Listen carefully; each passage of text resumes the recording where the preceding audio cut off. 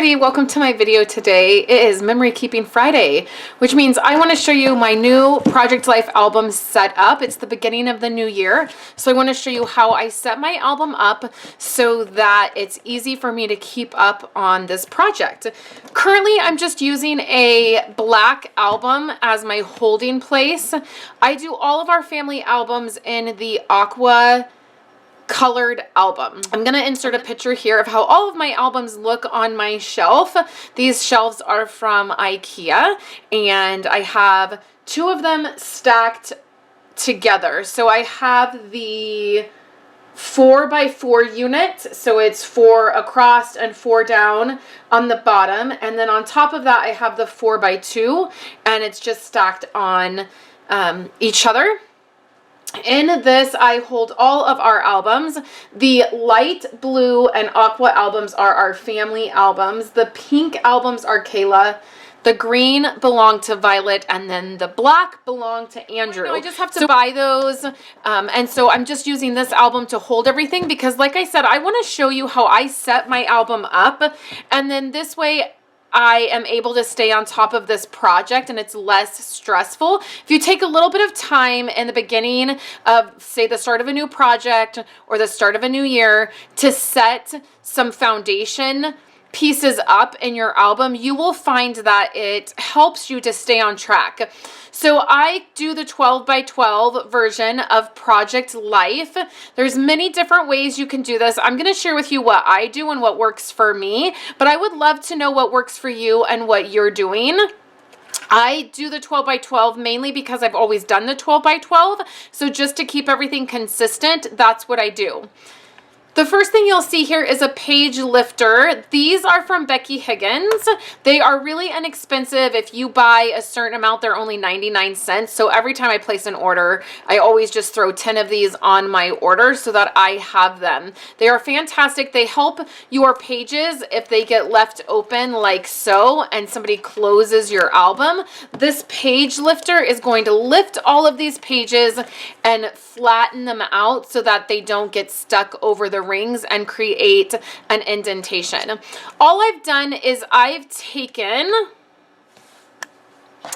the page lifter and I've done a tiny bit of decorating. I have a bow on this that's loose. It can move around. I have a couple stickers here where I just covered up Becky Higgins logo. I like the Cultivate a Good Life and Record It, but I don't know. I don't really need the logo in my album, so I just covered that up, and then I added a sticker right above there, and then on the back I did the same thing, again, just to cover up that logo. Some years I leave it, other years I get a little fancy. So this year, for the very beginning of my album, I am using two different products. The first product I'm using is the Project Life 52 HelloFresh core kit, and that is where you will find these cards here. I found this core kit at Tuesday Mornings for $6.99 and I picked up 2 of them because that kit is really gorgeous. The other pieces that I'm using that you will see, the colored pieces here, is from an Echo Park set of paper. It's called the Faith paper. That paper I am using for my one little word this year, and I just happened to be working on that when I was working on this and I wanted to play with the paper, so I just paired it together. I have hello here cut out with some dies, and then I cut this New Year card in a hexagon, and again, this came from the core kit, and then I cut these numbers out here so it says New Year 2020. This is a 9x12 page protector from Ali Edwards. I did have to punch the additional hole here. They don't work with the 3-ring binder. They're missing a hole in the middle, but I just punched that hole. Then when you open it on the back, I have this card here and this card here are both from, and this card here are both from the kit. And I think even this one might be the core kit. And then I have some of the designer paper that I've matted that on. And then these are all of my kids' school photos. So I picked the same background for this and I added them here. Originally, I was just going to do this page as my introduction page and do a picture of my husband and I on the top or the bottom. But I just was playing around and was just feeling creative, and so I went with it. I usually don't do something so elaborate for the beginning of our album, but this year I did. So I did this part here, and then this is some journaling, and it's just about where everybody is, kind of what we're doing, the outlook on the new year. You could definitely do like resolutions or talk about some goals that you're having. This is just some journaling for our family for the beginning of the year. This is in a 6x12. You open that, and these are song lyrics. I used to do this a lot when I did traditional scrapbooking. I would start out our album, our title page, with a song that just was resonating with me at the time. And so I did that this year by just adding that to the back here, and then just adding a few decorations. Right on the next page, I have a 10x10 photo that I added. And again, this is pretty elaborate for the start of an album. You really don't have to be so elaborate. Most years, what I do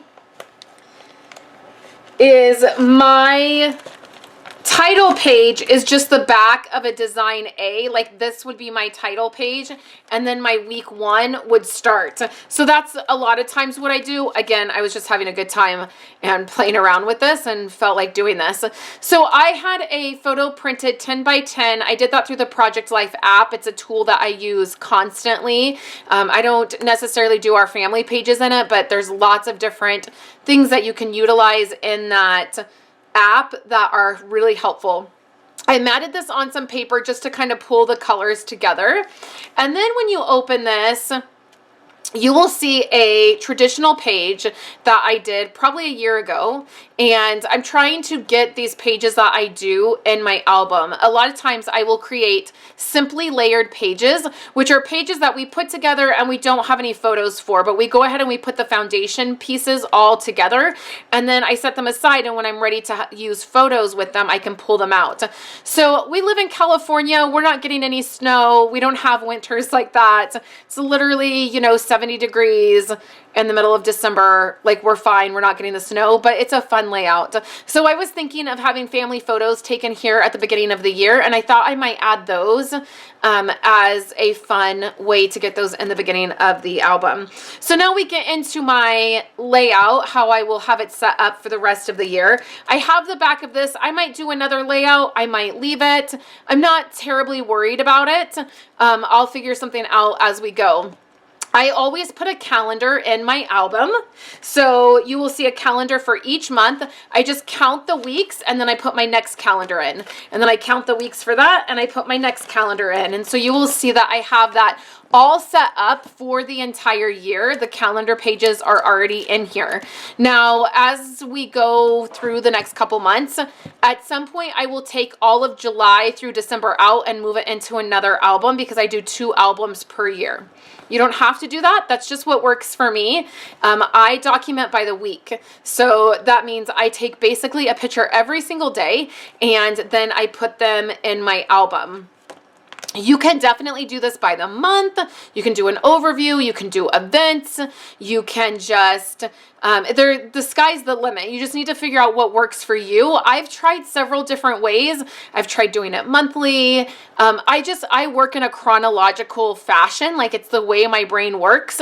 So no matter what I'm doing, I just tend to want to put the beginning of the month at the beginning and the middle of the month at the middle. And so for me, it's just easier. I've kind of perfected my system, and I've been doing this since 2005. So I have a really good handle on what works for me and what doesn't, and I just go with that. So my calendar is in, and for this year, because I did such elaborate things in the beginning of my album, I decided to go ahead and start my week, because the 1st was on a Wednesday, which would actually be perfect, because my weeks go Sunday, Monday, Tuesday, Wednesday, Thursday, Friday, Saturday. That's how I have my items laid out. So this naturally fell on a Wednesday, the start of the year. So what I did is I just didn't worry about having a photo for that day. I'm not so rigid that every photo has to be exactly, and I'll share that with you as we go on. But what I did is I just put my title card in, marking that this was week 1, the 1st, the 2nd, the 3rd, and the 4th. I have my week 1 hexagon card in here, which again, I just cut these week number cards with a hexagon die. For the month of January, every single month I set up foundation pages. And that means I go through and you will see that all of January already has my layouts in here. I just don't have photos. And those are what I refer to as foundation pages. It's something that as I was doing this title page, I was in the mood to sit and scrap and do all of the things and stamp and die cut. So I went ahead and I set up January. Now all I have to do in January is drop in cards. As life is busy and we're in the weeks and we're doing all of the things, I just have to remember to take my photo and then get them printed and drop them in the pocket. And if I do nothing else, that's totally okay with me because the photos are in. So here, what I do is I put in usually one title card where I know I can do my journaling. Last year, I did all my journaling on the computer. I didn't do that for many, many years because to me, just handwriting the journaling in is so much easier than having to deal with typing it out and getting it in my album. So my goal is always to get it done. Last year, I decided to do the typing. I wanted to do more in-depth journaling. When I'm journaling on the computer, I'm able to think through my journaling. I can also get more journaling on one card. And I kind of moved away from having multiple journaling cards to having one. So it worked for me. But again, you don't have to do that. You can just handwrite it, or you don't have to do journaling at all. It's really up to you. So as I have this album set up, you can see that I have sticky notes in here, and that's marking which photos go where as we go along. I get photos printed either every 2 to 3 weeks because I'm only printing what's going in here. One of my pet peeves with doing this project for many years is the fact that I would get photos printed and I would have a ton of wasted photos that I wasn't using. It was a pet peeve when I was doing traditional scrapbooking. I would get all the photos and then I would throw half of them away because I'm not going to keep them and I don't need them and I've already done my projects. So this is a really awesome way to only print what is going in your album. So I have my sticky notes on here. I've not printed yet. Currently, when we are filming, I'm on this day right here. I have photos for these 2 days. I'll take my photo for this day and then probably next weekend is when I'll print. So I will only print a handful of photos, maybe 10, 15 photos at any given time. I drop them right in and there's no wasted money in printing photos and there's not a bunch of photos laying around. So what I do is I do a title card in this space here. I really honestly follow the traditional layout of Project Life, which is a title card here, photos here, and then 3x4 photos here. One of my tips to you is if you're struggling because pocket scrapbooking can be stressful and you're in pockets. So sometimes you have a landscape photo that is up and down and then you have these photos that are this way, you know, horizontal and vertical, and you're having to work within pockets. And what happens if you do all, you know, horizontal photos here and then your next week you have a bunch of vertical photos and it doesn't work. So one of my tips, and this is something that I did years ago, is I just decided to always take my photos in one direction, in one orientation. For me, what works best is this orientation of horizontal. There are many different page protectors on the market. You can get this layout just vertical, so you have the photos up and down, and then you have the photos in the middle that are it basically looks like this, where these are here and then the 3x4 photos are that way. So there's lots of different options. You just have to decide. And when you make a decision before you're faced with a problem, it makes it easier. So I just take all my photos this way and I don't ever have to worry about fitting the photos in. So my week's work: Sunday, Monday, Tuesday, Wednesday, Thursday, Friday, Saturday. Okay, so here's the next tip, you guys. Do I love that my weekends are split up? Sunday's up here, Saturday's down here. No, I really wish they were together just because that's kind of how our life works somewhat, is that our weekends are together. But here's the thing. Most calendars that you find have a Sunday through Saturday start. And when I first started doing Project Life, I had it the other way where this was Monday and then Saturday and Sunday were here. But I had such a problem finding a calendar card that worked. And it was this constant struggle every year finding the calendar cards and making it work. Maybe that's not as much of a problem now that we have so many options. Again, I started Project Life within the first year that Project Life was available. So there was a lot less options. So for me, the compromise that I made is I just start my week on a Sunday and I end on a Saturday. And again, done is better than perfect. Does anybody care that this is a Sunday slot and this is a Saturday slot? Nope. Nobody cares. It's just what helps me to get this project done. So if you're struggling with anything within the Project Life system or within memory keeping, my encouragement to you is let it go. Find a way to compromise because done is better than not done at all. Okay, so I start on Sunday here and then I end on Saturday. I set my weeks up so you can see I have my calendar card, and you don't have to use a calendar card. That's the other piece of this.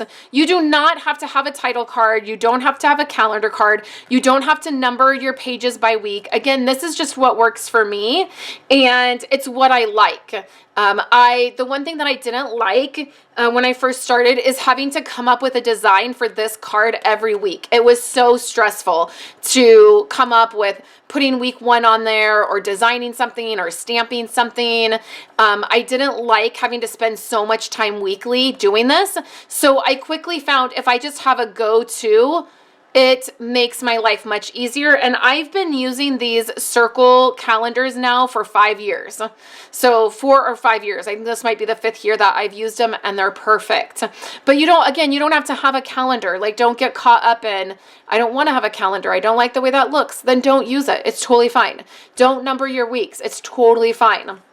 So I've set up all of January. My title cards are in, my week cards are in, the paper or the cards that I'm using are in. I choose to do something different each month because that's what keeps the project fresh for me. So I did not like having to use something different for every single week. That felt very stressful.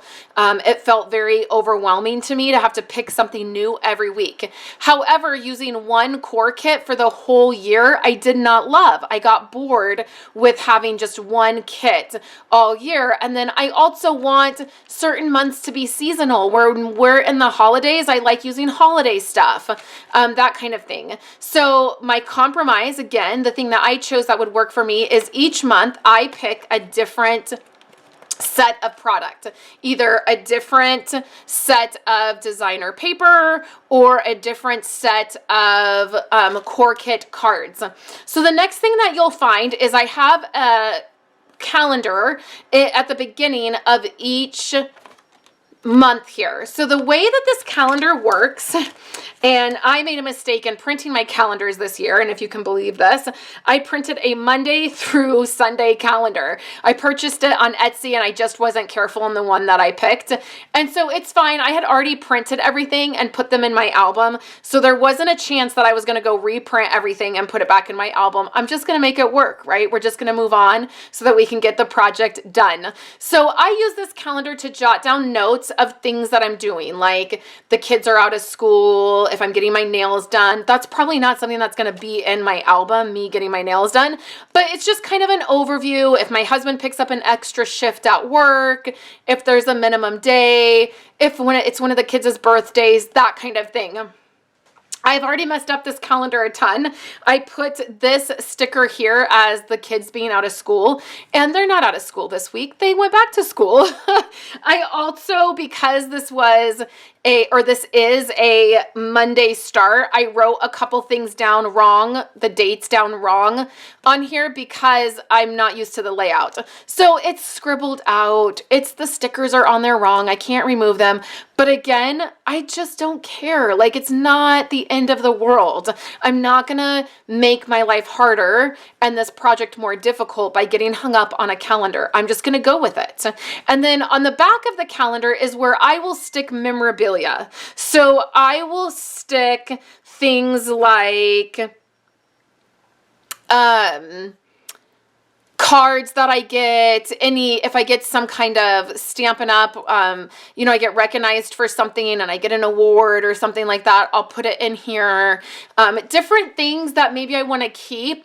Not everything. I don't keep a ton of stuff, but it just acts as a little pocket for me to be able to keep a few things that I want to be able to filter into my album. So the next thing that I will do is I will set up February and March in this album so that it is done, and over the next few months I can just drop things in and continue to document, and then I'll sit down and do the same thing for a few months ahead, like that, and I'll just continue that. So I hope that that has kind of helped, that those tips that I've shared have helped you be able to you know, visualize or process like what you would want to do for an album. The other thing that I will mention is I don't get hung up on if the photo is in the right day or not.